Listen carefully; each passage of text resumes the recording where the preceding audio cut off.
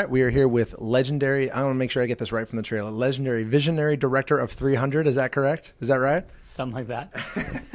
And you're also director of Watchmen, a little movie called Watchmen that came out. Called Watchmen, based on a little obscure comic book. Maybe you've heard of it. Yeah. Well, a couple people have heard of it. Now tell us, we've got the director's cut that just hit stores this week. Is that right? Yep. On Tuesday, the director's cut, Blu-ray, and also I think on standard DVD.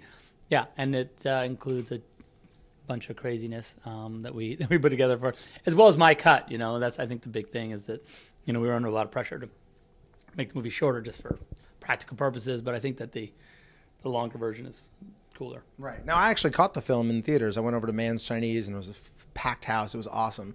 And it flew by. It really did. And I think one of the best scenes that I was heartbroken that was cut was the Hollis Mason fight scene, I guess you can call it. I mean, that was amazing. Was that just a time constraint? You saw the director's cut in the theater. I did, yeah. Oh, that's cool.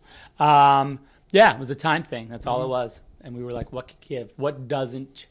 Because the movie, and once you've seen it, you realize it's like a house of cards.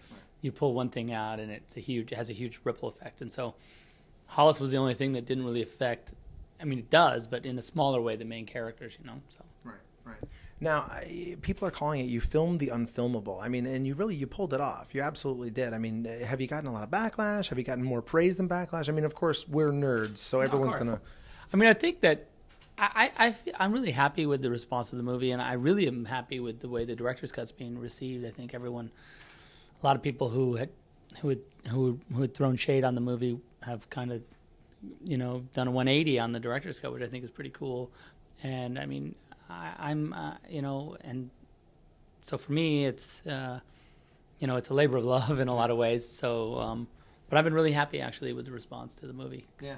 No, I mean, it really is impossible. It was an impossible idea. Yeah, but I think you pulled it off. I mean, it was. I loved the film the first time. I loved it even more with the extra 25 minutes or so. It was great. Now, with it only being one movie, I mean, you can't really do Watchmen 2: Revenge of Bubastis, Yeah, no, there's no sequel to Watchmen. Yeah. I don't know. I mean, not that I have anything to do with it. Anyway. Right. But I mean, with that stuff, I mean, with something like that where that there is a finite line, you know that you can't build this into a franchise. I guess you just try to get as much footage and as much stuff as possible, which is what we're going to see on the director's cut, right? Yeah, and I try not to. I really don't think about any movies. None of the movies I've made I've ever thought about like, oh, well, I'll just fix it in the next version. Though that's cool, because I've just never really had I really don't look at the properties that way, Maybe in the future I'll make a franchisable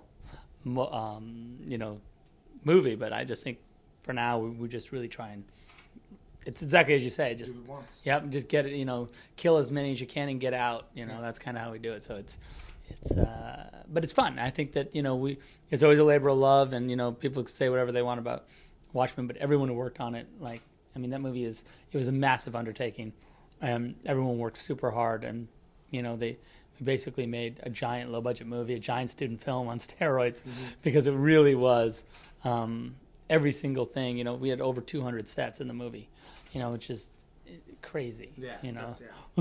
So it was pretty massive undertaking, and I'm super proud of the movie. That's great. Now, talking about sequels, last question. A lot of people have been bouncing around the rumor of possibly a 300 too. What could you illuminate? 2.0. 306. 300. Yeah, nice. 300 reboot. Frank's drawing a graphic novel right now, and he's pretty smart with that. He's done it a few times. Yeah, he's not too shabby in that world. So I'm encouraged to that. Look, Frank, follows his heart and draws something cool, just like he did with the first one. There's no reason why he wouldn't make it into a movie. Right. You want to be attached. I mean, he's got his, he's dipped in the director's wick with Spirit and stuff like that. You think he'd want to be back there? I don't know. I think I don't know. I'd have to see it, but I mean, pretty much everyone's. I'm sure that if it was awesome, I'd be happy to do it. Cool. Excellent, Zach. Appreciate it.